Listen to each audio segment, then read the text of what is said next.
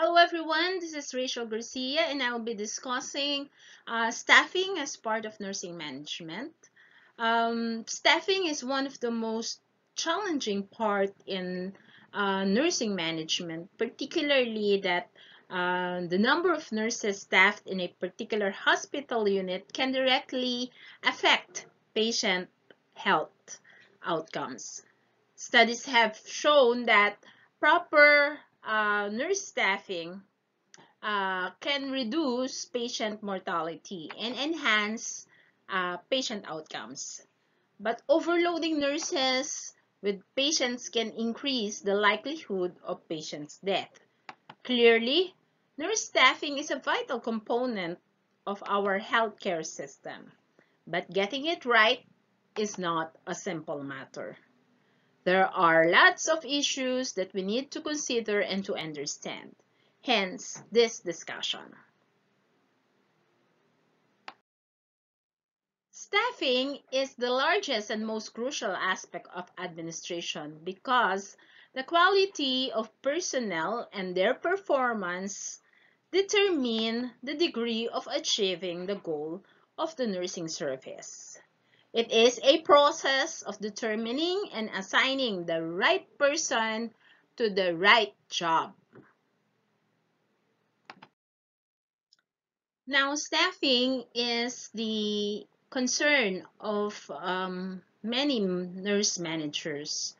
It is said that staffing basically reflects the delivery of quality of healthcare. So why did we say so? If we have poor quality of staffing, we don't expect high quality of healthcare because we compromise the care that we give to our personnel. In that manner, we have to give the best staffing to achieve quality care delivery. The next is staffing fills the schedule with available personnel. But you don't just fill in the schedule with anyone.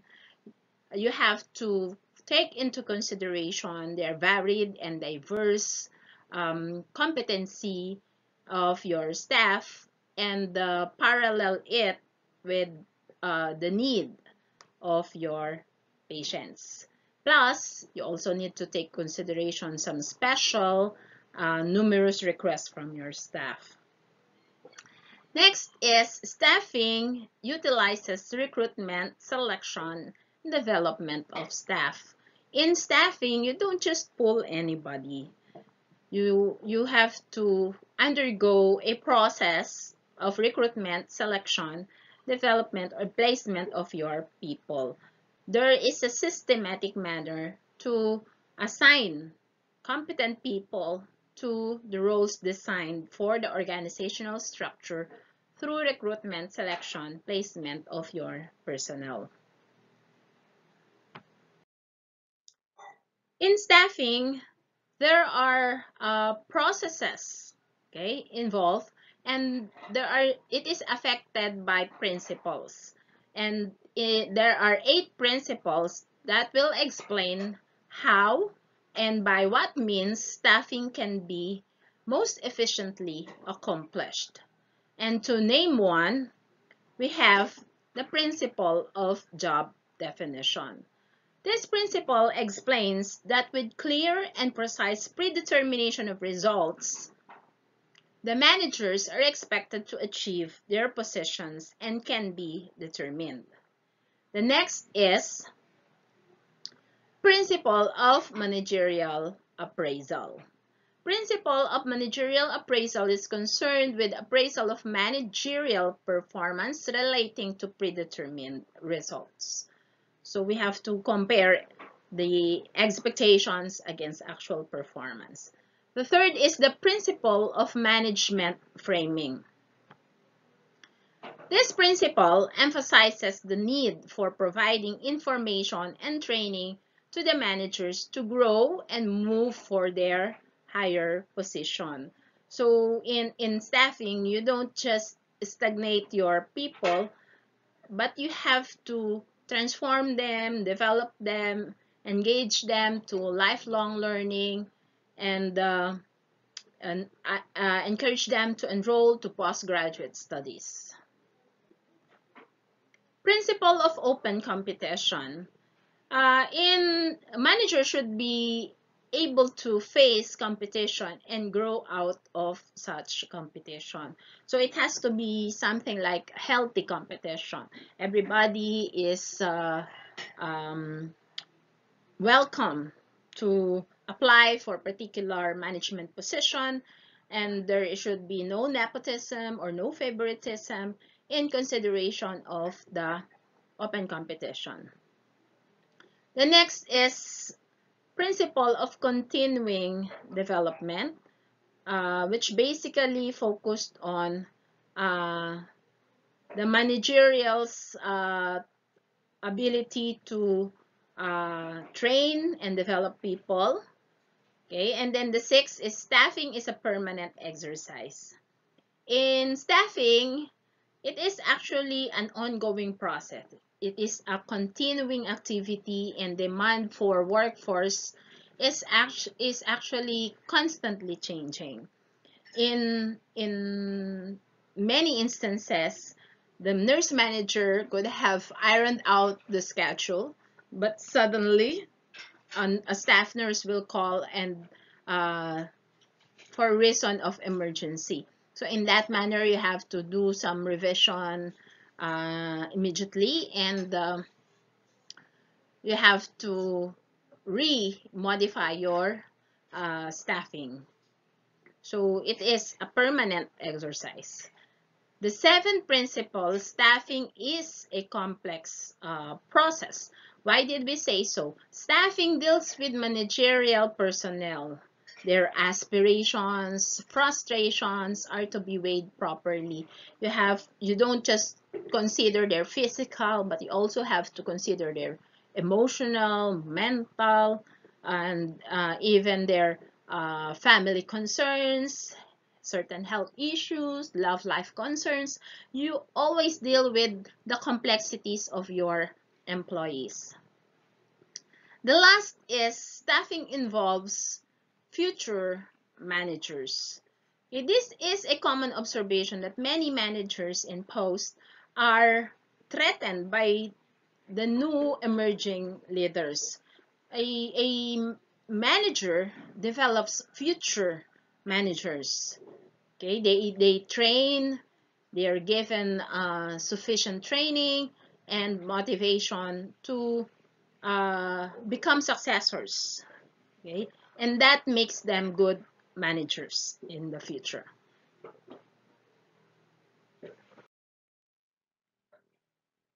Now we will be discussing staffing process.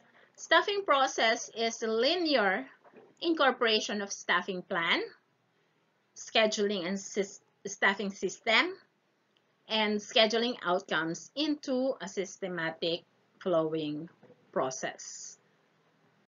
According to Zerwinski, okay, staffing plan includes healthcare setting, care delivery method, patient acuity, nursing staff, while scheduling and staffing system includes centralized, decentralized, or mixed, and scheduling outcomes includes daily staffing, patient outcomes, and nursing workload.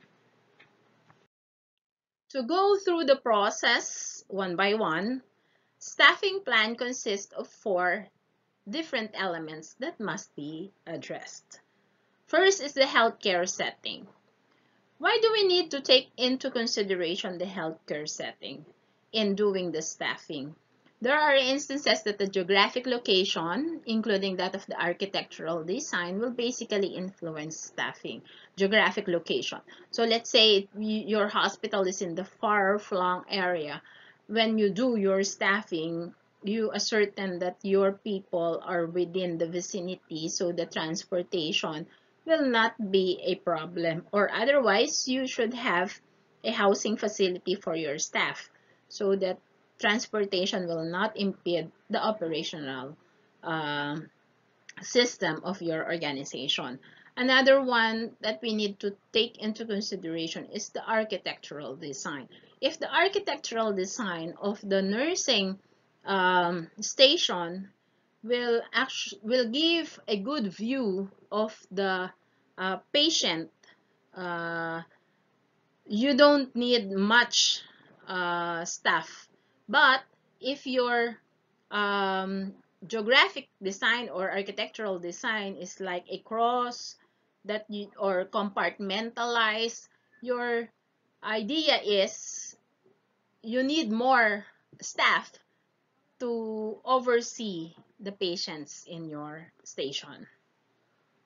The next is the care delivery method or your nursing care delivery system, such as total care, primary care, functional care, team nursing, case management nursing, will basically influence staffing, and we'll go into details on my next slide. Next is patient acuity. Patient acuity refers to the severity, okay, system or the patient care needs. Like your patient may either be level 1, level 2, level 3, or level 4, where patients' need will be variable depending on their capability to perform the activities of daily living. And the demand for nursing care will basically be influenced and uh, corollary to the staffing plan. The next element is the nursing staff herself. The characteristic of the staff, like the skills, dependency, physical, emotional, mental, social aspect of the staff, need to be considered in doing the scheduling plan. Let's say, for instance, your staff is a newly grad. So you don't really expect that the staff can work independently. So you need someone to look after your staff so that he or she may be able to perform her tasks. Now, to go into the details of the nursing care modalities, we are going to discuss total patient care. Total patient care is characterized when the nurse is responsible for the total care for her patient in a particular shift. So let's say you are assigned to your patient from 6 a.m. to 2 p.m. You will have to do all the things relative to the care of your patient, from tap and sponge bath to shampooing, bed bath, or giving medication, taking the vital signs, infusing IV fluids, and the like. So it is actually good to have total patient care because there is consistency of care throughout the shift, because you know everything about your patients. And using this modality will also establish rapport between the nurse and the patient.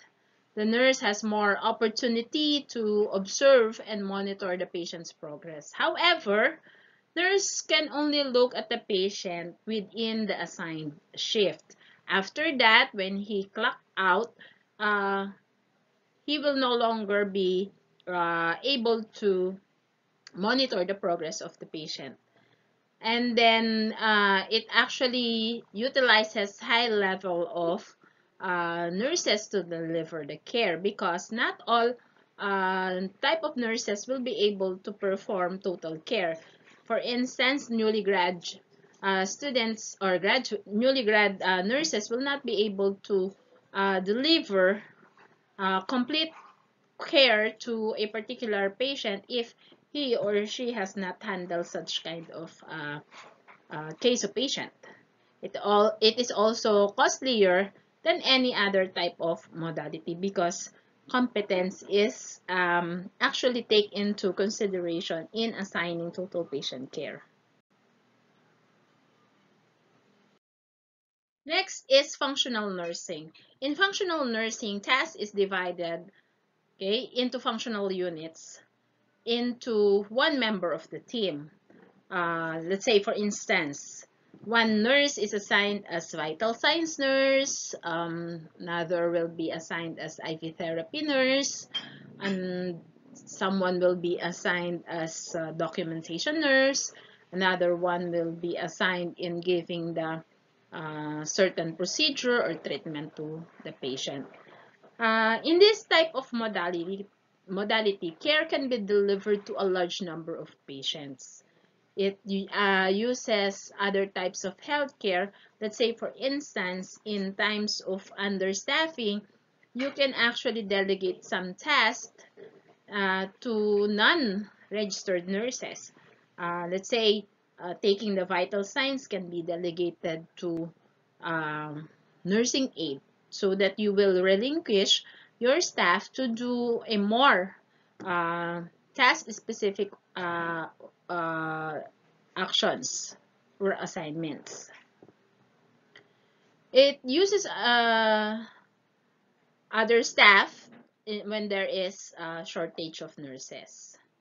However, there is lack of continuity in this kind of nursing care modality, because you divide the task, okay, among the members of the team. So, as an IV therapy nurse, I do not know much about the um, vital signs of my patient. Let's say, if I'll be giving a particular medicine intravenously, I will not be able to give the medicine outrightly without knowing the vital signs, which was assigned to another nurse. So the patient may also feel that they are disjoined, because when uh, your patient sees you, he or she will complain something, then this will concern another staff, like it is about medication. So you have no idea about it, because your role is focused only on taking the vital signs. And those are the disadvantages of functional nursing. The next is primary nursing. The primary care nursing clearly delineates the responsibility and accountability of the nurse and places the nurse as the primary care provider to the patient. In this manner, holistic care is delivered from the time of admission to the time that the patient will be discharged. Okay, so basically, with that length of time, rapport is established, and there is well-defined accountability and responsibility. However, this cost high uh, skill mix on the nurses, because not everybody will basically be able to handle a particular care. So it requires appropriate nurse patient matching.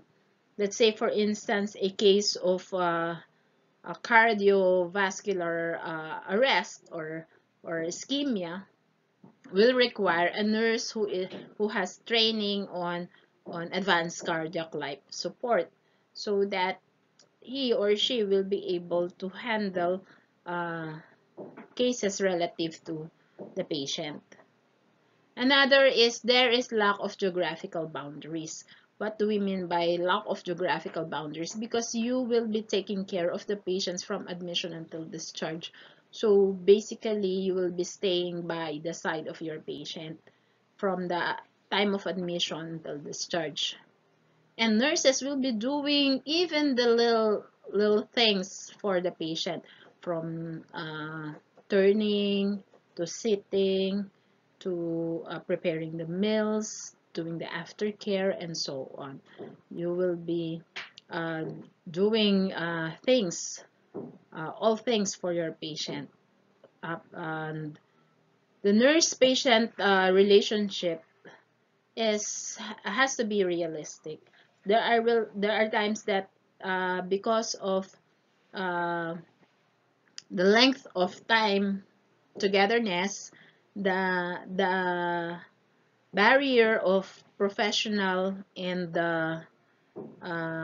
patient relationship has been bridged to the extent that there is over familiarization. So there is risk of over familiarization, and this makes the nurse get to be attached more to the patient and vice versa. Another nursing care modality is team nursing, where we assign staff to team that are responsible for a group of patients. It divides geographical space into modules of patients, with each team led by a nurse. It actually maximizes the role of the nurse. The nurse is able to manage, so there is a team leader.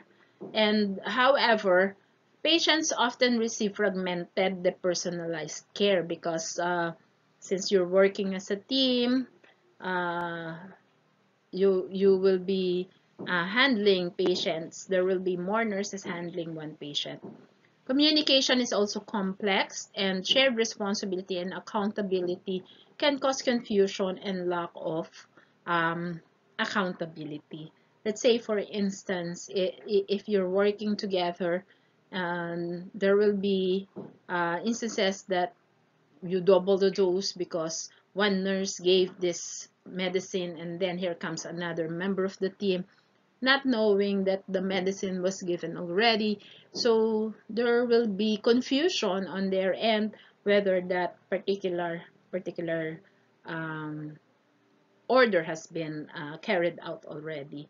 So in this type of care modality, communication endorsement has to be established.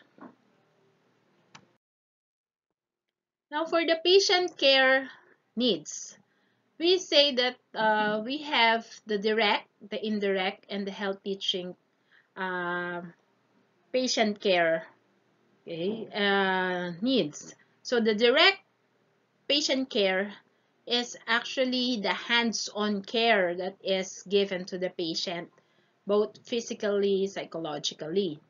And patient can be classified according to 4 levels. The level 1, which is the self-care or requiring minimal care, wherein your patient is capable of doing activities of daily living. One good example of this are the people who are in the hospital for executive checkup. Generally, they are well, but like they need to stay in the hospital for their annual checkup, health checkup. Now, level 2 uh, is also known as the partial care, moderate care, or intermediate care level, wherein the patient is capable of doing the activities of daily living, but with certain assistance. So in this case, the patient is already sick, and but can still perform activities of daily living like going to the comfort room. The patient can do uh, bathing, can take her meals by herself. So, but at times when they go to the comfort room, they may only require certain assistance. Level 3 is total care or intensive care, wherein the patient is already bedridden and completely dependent on the nurse. So he or she is unable to do the activities of the daily living. Let's say, for instance, a case of a patient who is uh, on high-risk pregnancy and advised to undergo complete bed rest without bathroom privileges. So everything has to be performed by the nurse. Uh, Even if physically she can do the activities of daily living, but she is limited, okay, restricted to do the ADL the patient will still be categorized as level 3. Now, level 4 is considered the critical care, wherein the patients are acute or critically ill, who is in constant danger or in serious danger, or your patient may be hooked to certain mechanical ventilator or in a life and death situation, or anytime you expect that your patient will be undergoing arrest or emergency. This will require a more focused nursing care, so you require more staffing need. Now, for the patient care needs, in terms of indirect needs, these are the care that we give to our patients on our behalf without direct contact. Let's say we consume time assembling the supplies, preparing the things that we need before doing a procedure. We make referrals, we give consultation to other health members of the team, and then we write, we document, we give patients, we update patients' records, we report the patient's condition to other co-workers, wherein we do endorsement, we perform plan of care, discharge plan, and the like. So the things that we don't really directly perform to the patient, but it has something to do with the care of the patient, is called indirect patient care need. Now, the last patient care need is health teaching. This basically refer to the individualized instruction and in doing the self-care and discharge care. Now, for the staffing process under scheduling and staffing system, scheduling is a process of making personnel work assignment to a particular period. The work schedule can be 4 hours, 8 hours, 10 hours, 12 hours, or even longer, or a combination of this. The Labor Code of the Philippines under Presidential Decree 442, Article 83, dictates that the normal hours of work of any employee should not exceed 8 hours a day for 5 days a week, exclusive of the time for meals, except where the exigencies of the service require that such personnel work for 6 days or 48 hours a week, in which case they shall be entitled to an additional compensation of at least 30% of their regular wage for the 6th day. So let's say you go straight 40 hours plus another day of 8 hours. The 8 hours will be given 130% of your daily salary. The scheduling system pays consideration on doing the schedule, that there should be at least 2 shifts off during transition from completion of one shift to the starting time of a different shift. So let's say, for instance, you came from a night shift and then you go off duty, and then the following day you should not be decked on a morning shift. It will be just a time to sleep, then when you wake up you're now on duty again. So it is not good on body clock adjustment. And then 4-week schedule needs to be posted at least 14 days prior to the beginning of the next schedule. Why 4 weeks ahead? Why 4 weeks? Why 14 days ahead? Because we need to provide some time for our staff nurse to plan out their lives, plot out their calendar, so that they may be able to attend to their duties and other social life. Staff should be scheduled 2 days off at least uh, 2 out of 4 weekends. Sometimes in real scenario, when doing the staffing, seniority is given priority with respect to weekend off.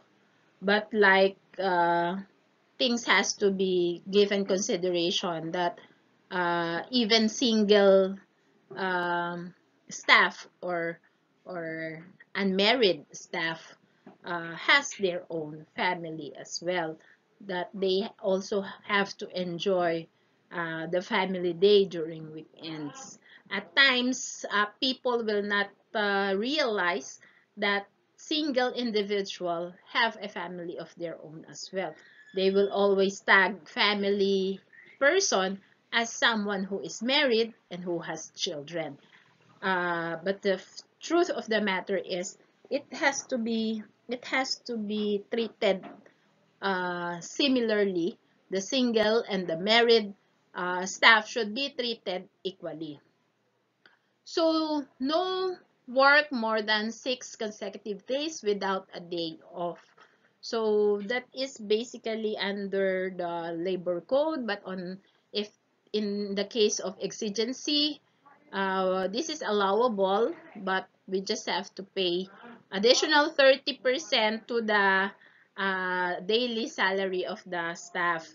Now, holiday time has to be rotated based on seniority. So why does it has to be on a seniority level? Because senior uh, faculty, senior nurses has higher salary compared with the new nurses. So basically, if we will be decking the senior nurses on a holiday, they will be receiving higher pay in double amount. So if you are a manager, you also have to take into consideration the financial state of your company, while without compromising uh, the care that you will be rendering. Now allow me to show you an example of a schedule and notice how this schedule reflects the um, principles in management, uh, particularly in staffing. Let us take into consideration Nurse A, the schedule of Nurse A. So on, let's say, December 1, uh, the 1, 2, 3, and X represents basically the shift 1 is 6 to 2, the shift 2 is 2 to 10, and the shift 3 is 10 p.m. to 6 a.m., and the X represents day off. Now, in this manner, look at the schedule of Nurse A. On December 3, Nurse A, okay, went on night duty. She clocked out on December 4 at 6 a.m. And then, she sleeps on December 4 in the afternoon. And there is no more time to adjust for her body clock because on December 5, okay, she will be on a 6 to 2. Okay? Now, in the schedule of Nurse B, okay, so let's see Nurse B. So, the good thing about Nurse B, there is no change in the schedule for the next 3 consecutive. And there are 2 day offs, okay, before the transition of a new schedule.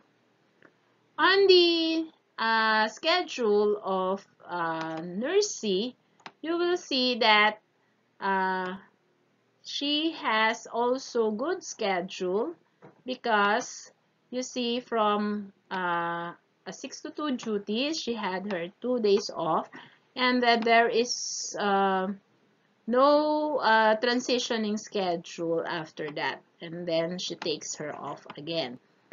The schedule of D, Nurse D, okay, is 3 consecutive night duty. This is quite alarming for some because, of course, one of our physiologic need is sleep. So if you will be decking your staff on 3 consecutive night duty, so your staff nurse might have problem with sleep problems or sleeping requirement. Now, under the staffing, okay, process, scheduling, and staffing models, we have the centralized, okay, wherein the master plan is developed by top-level management. So let's say, for instance, scheduling is planned and carried out by the chief nurse. In the centralized, the master plan is developed by the individual units. So in this manner, the schedule is being performed by the head nurses. Okay. However, of course, the final decision will be coming from uh, the chief nurse. In mixed scheduling, we basically have, okay, staffing plan developed by the individual unit while being assisted by the chief nurse. Okay, so they collaborate together, they work together until they're able to come up with a final schedule. Okay, under this we have the flexible scheduling, wherein you can schedule from a varied number of hours. Okay, let's say 4 hours a day, 8 hours a day, 12 hours, 10 hours, depending on the availability, and we call it self-scheduling. For the scheduling patterns, alternating or rotating work shifts, okay, work schedule based on predefined patterns such as alternate weekends off or rotating from days to evening every 3 weeks. Sometimes, however, the rotating shifts may only occur as needed as such when the night nurse is off. Permanent shifts, okay, individuals are hired to work specific shifts such as night shifts only. There are also what we call the block or cyclical scheduling, and in this type of system uses scheduling repeatedly, and it may be similar to alternating or rotating shifts, but may also include pattern of days on and days off. Okay, let's say 4 days on, 2 days off is often part of another type of scheduling. Now, another one is the 8-hour, 5 days work week. So this is the most common type, okay? The method that is traditionally utilized following the 40-hour work week. This does not mean that the weekends are not covered. Okay, the nurse work 5 days a week with 2 days off, and the nurse will have alternating weekends. The next is the 10-hour, 4-day work week. This method uses also the 40 hours work week, and it requires careful block of scheduling to cover all the shifts. And the 12-hour work shift, okay, will be giving 3 days on and 4 days off. Some studies demonstrate that this method allows for better use of nursing personnel, increased continuity of care, and improved job satisfaction and morale. Next is the Baylor plan, okay, weekend alternative, okay, wherein it was first utilized in Baylor University Medical Center in Dallas, Texas, which started 2 days alternative plan. Nurses have option to work 12 hours per day on weekends and be paid for 36 hours for day shifts and 40 hours for night shifts, and work 5 8-hour shift on Monday to Friday. This plan required a larger nursing staff, filled weekend position, and reduce turnover. Some hospitals have implemented the Baylor plan, indicating that the extra pay on weekends compensated for vacation, holidays, and sick time. There is another one, which is the variable staffing or flexible staffing, wherein you can either have the schedule of 4, 8, 12, 10, depending on your availability. And a good example of that is the e-bidding um, scheduling, wherein you can plot your available time or the time you would like to work, and the time that you don't want to work. You can uh, make yourself on an off mode. This is one example of a cyclical pattern. So you will see that you have 2 days off, like Miss A, Nurse A has 2 days off, then 5 days straight duty, another 2 days off, then 5 days through duty. So it's a cyclical, so repetitional type of scheduling. This one is what we call the shift bidding or e-shift, done using a software system which allows you to access available slots or shifts. Shifts will be posted with a minimum hourly rate, and the lower to bid, okay, the lowest to bid will get the slot. Now, the third part in the scheduling process is the scheduling outcomes.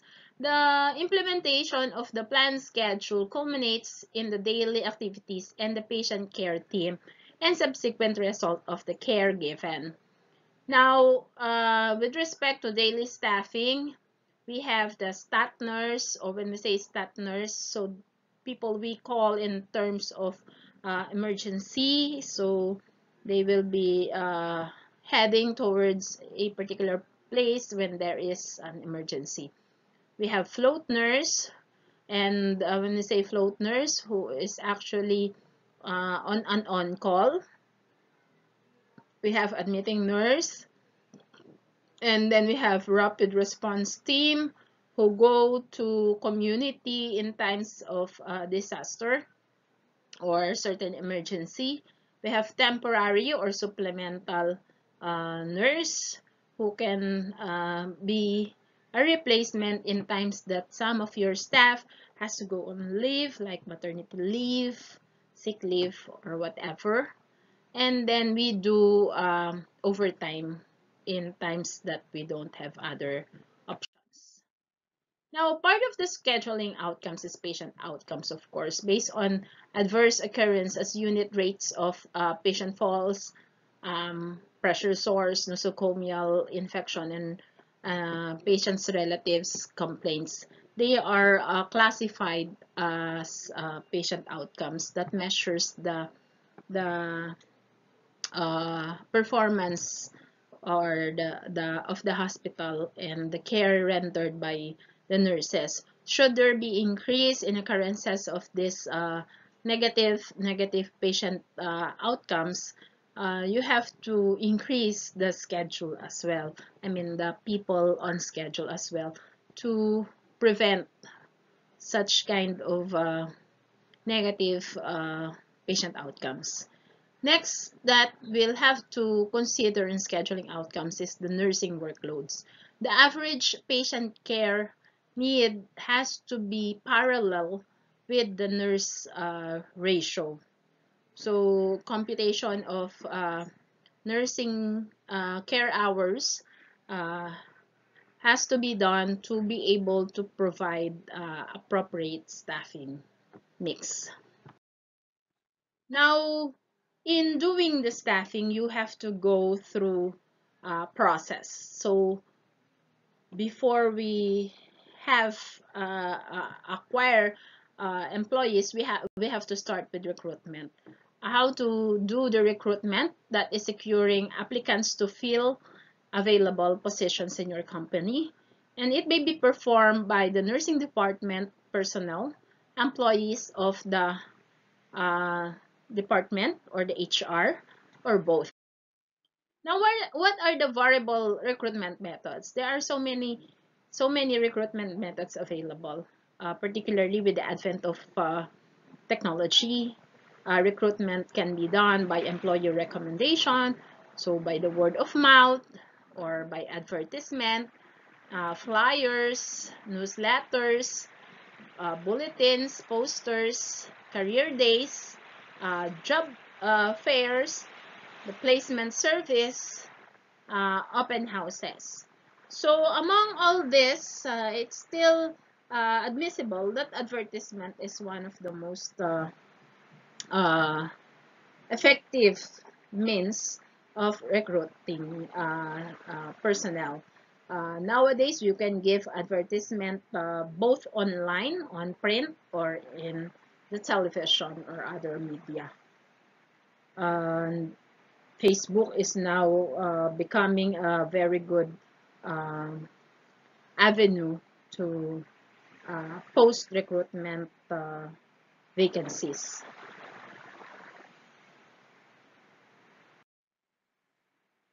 Now, the next is selection. After we have received applicants, we are now to process their application and choose from several candidates the one that the employee, okay, would require, or the employer would require.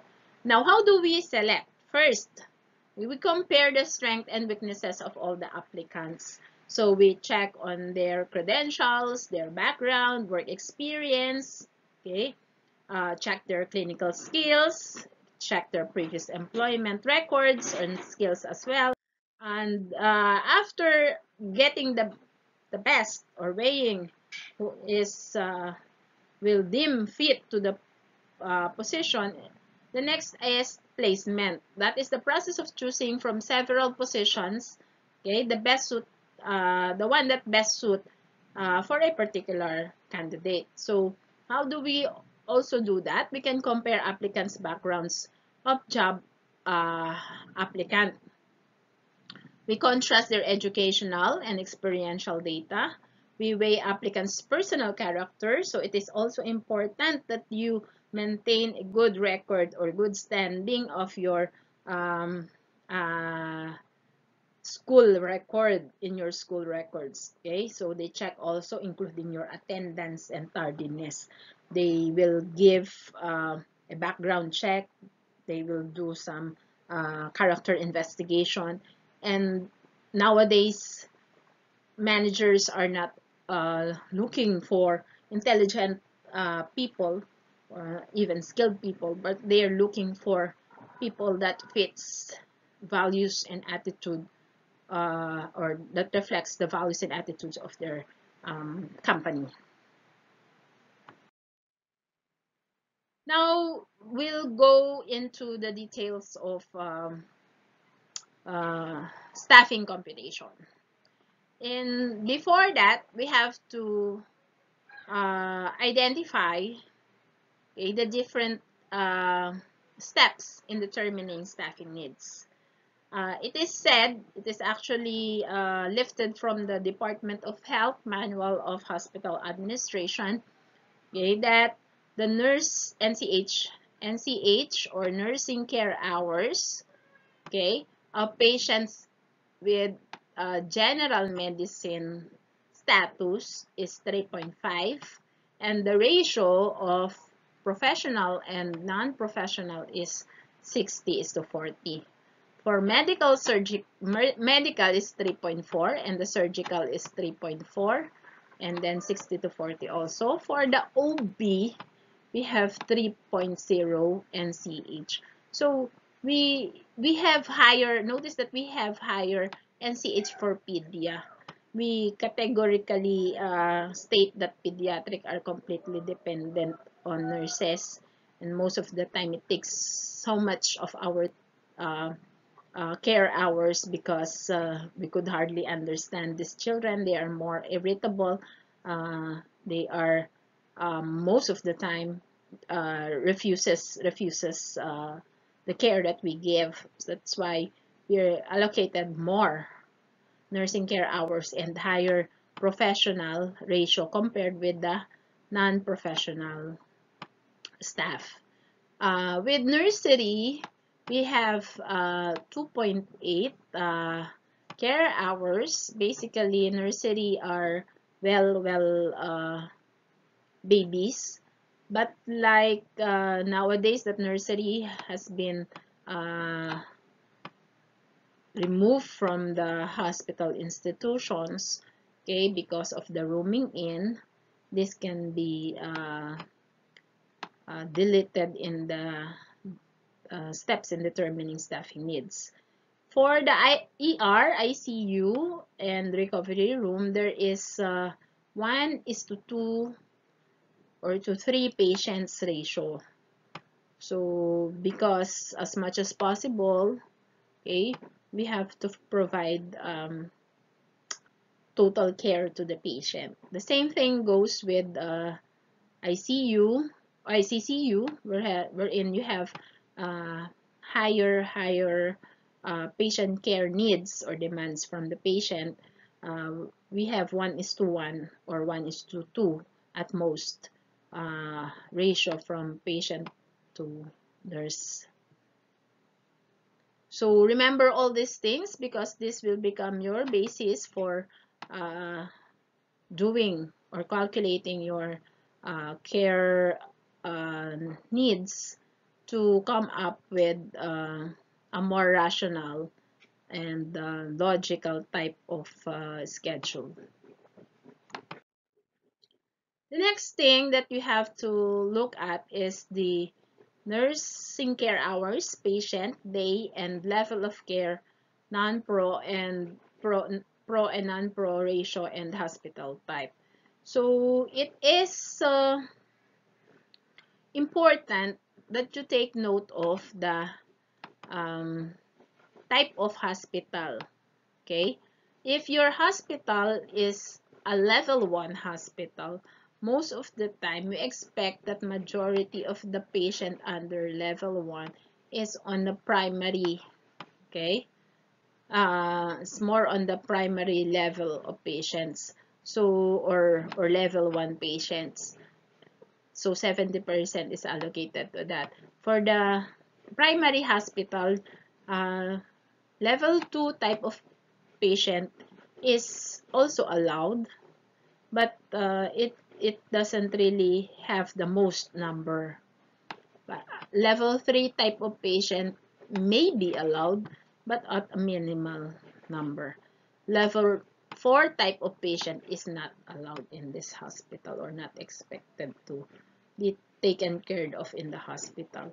If your hospital is a secondary hospital, you have to take note of the following variations: that your patient may not be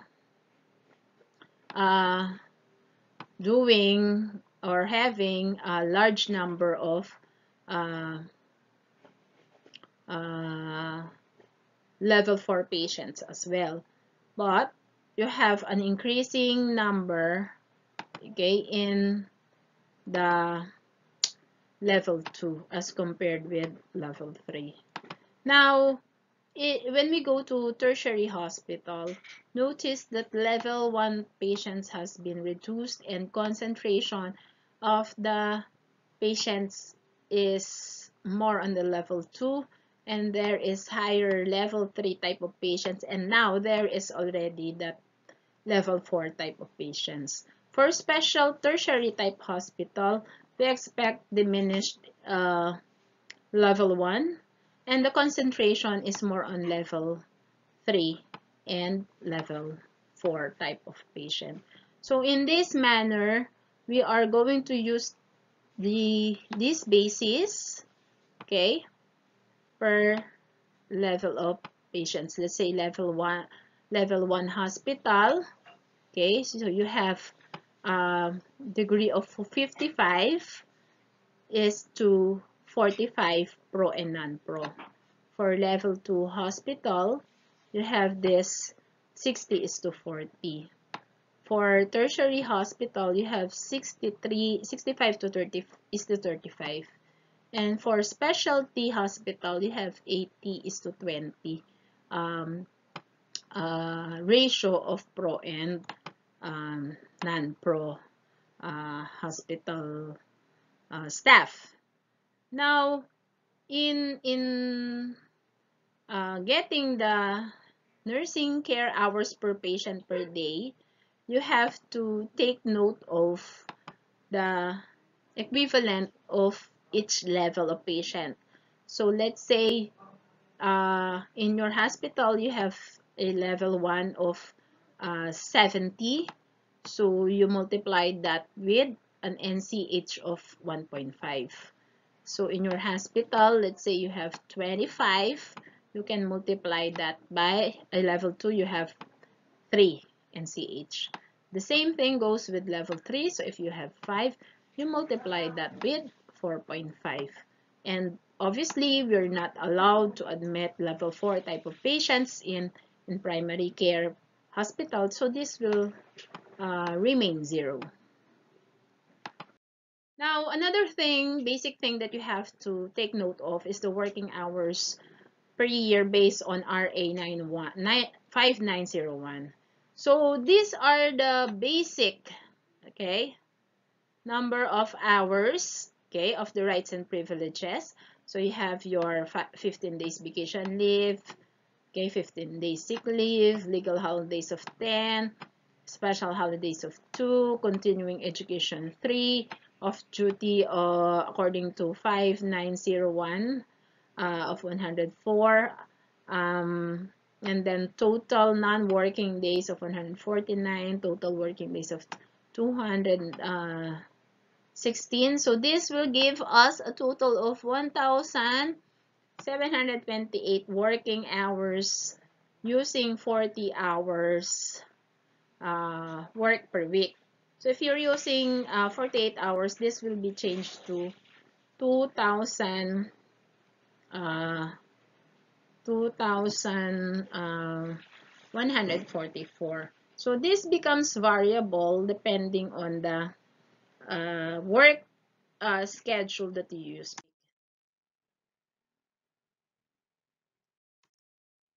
Now, another thing that you have to take note for is the staff and shift distribution. So in this case, we see that the majority of the work is assigned to the morning shift, where we do morning care. Most of the medicine is administered in the morning. Nursing rounds are done in the morning. So we allocate 45% of the staff in the morning, while as 37% of the staff is allocated in the afternoon.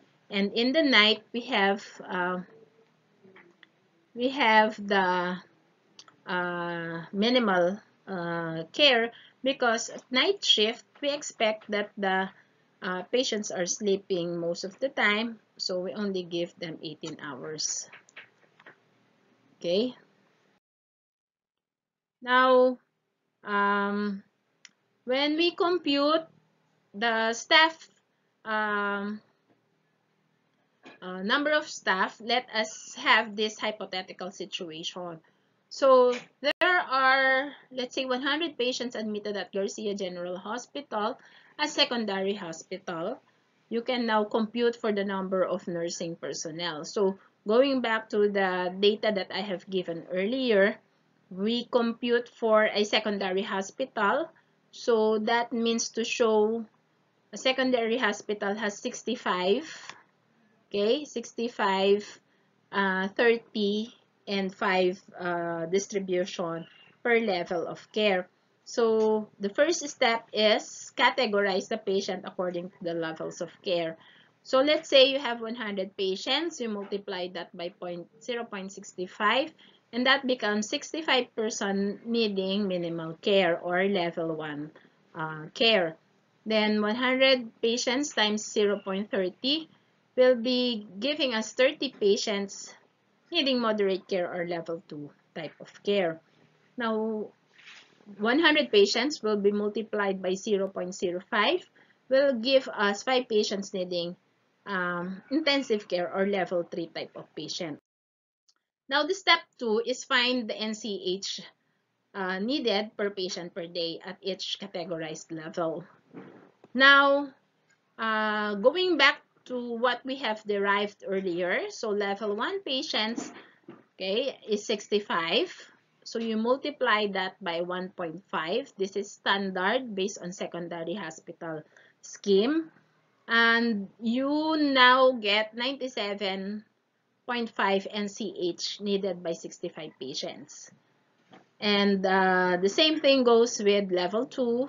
You multiply it by 3.0 and you get 90. And then for the level 3, you multiply it by 4.5 NCH per day, you get to 22.5. So this time, you get the sum of all those NCH and you get 210 NCH needed by 100 patients. Now, the next step is find the actual number of NCH needed by 100 patients per year. Remember that we have 365 days in a year. So, recalling the 210 NCH needed by 100 patients that we have calculated in step 2, we multiply it by 365, then we get 76,650 total NCH per year. The next step is find the number of nursing personnel needed. So from our computation in number 3, we're able to get 76,650 NCH per year, giving us, divided by 1,728 working hours per year, which is hooked on a 40 hours work per week. And this will give us 44 nursing personnel. Now, to get the 44 nursing personnel, you have to multiply it by 0.095 for to get the relievers.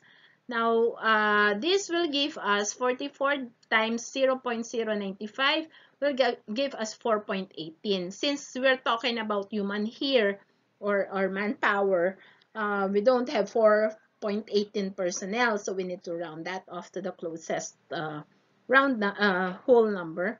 So we have 4 personnel. Now, to add all these things, 44 plus 4 relievers, you should have 48 total nursing personnel. Now, next step is categorize according to professional and non-professional personnel. Going back to the computation earlier, we calculated that we need 44 plus 4 personnel as reliever. That gives us 48. Why are we not using the 48 in the calculation? Remember, if you use the 48 in the calculation here, you don't have backup anymore. You don't have your relievers anymore. So we only use the standard calculation, which is 44. And then you get the nurse and non-pro personnel ratio. So since we are working on a secondary hospital, the ratio will be 60:40 non-pro. 60 pro and 40 non-pro. If we are working on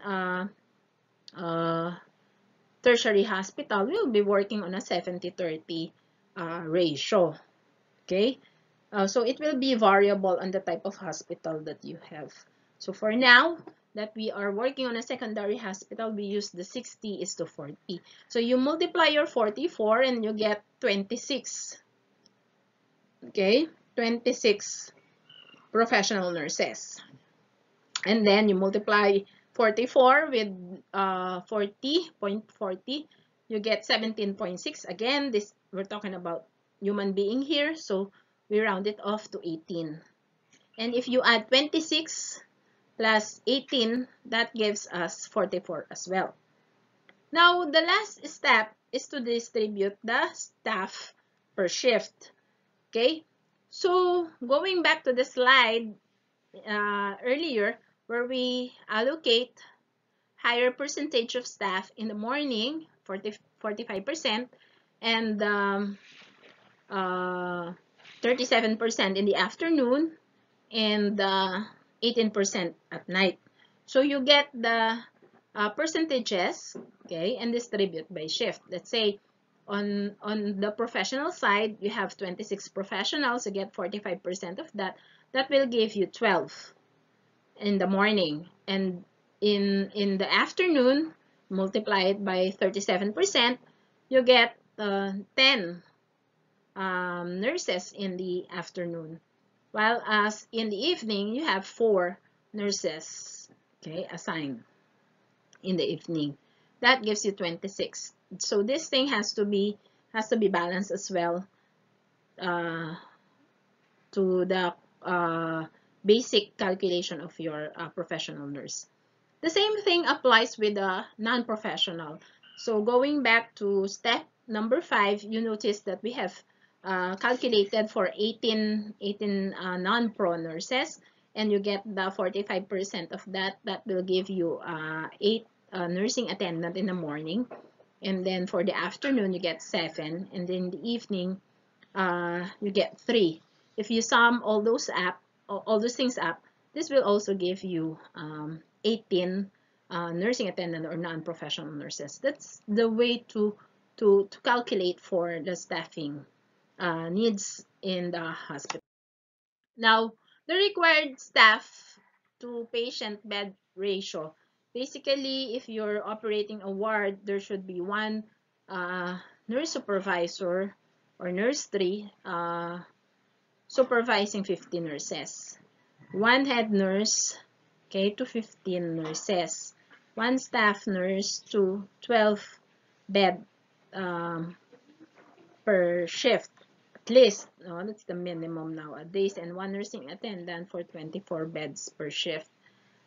Critical care, you have to have at least 1 supervising nurse to 30 staff nurse, 1 head nurse to 15 staff nurses, and 1 staff nurse to 3 bed per shift. So basically, you see that there should be at least 1:3 ratio for critical care unit, and 1 nursing attendant for 15 bed per shift. Now, staffing is really complex. I know you're tired after the discussion. It is a mind-boggling thing, and coupled with all these mathematical and other principles involved in staffing, we really cannot fathom why dealing with staff is really difficult. Okay, there will be a lot of issues around, issues of favoritism, issues of personal favors, issues on promotions, etc., etc., work abuse, work malpractices. So there will be a lot of issues that you should expect, okay, to come along in the exercise of management. However, it is said that dealing with employees' issues can be difficult, but not dealing with them can be worse. Remember that we really have to make things work for our organization. Your plan will be able to be ironed out, but your people will be the one to carry out your plan. That is why it is very important that you have the best people in place, or you have the right people in the bus. Okay, so that ends our discussion in staffing. I hope to see you in the next module. God bless everyone.